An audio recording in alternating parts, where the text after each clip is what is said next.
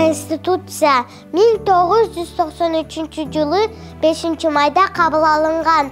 Ошондон улам Кыргызстанда 5-май мамлекетибиздин негизги мыйзамы.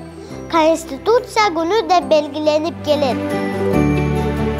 Укук бул адамдын жашоосундагы эрежелер. Дүйнөдөгү бардык балдар бирдей укукка Балдар корголууга укуктуу.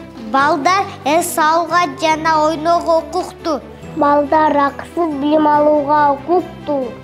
Балдар дарыланууга укуктуу. Ар бир бала бактылуу болууга тийиш.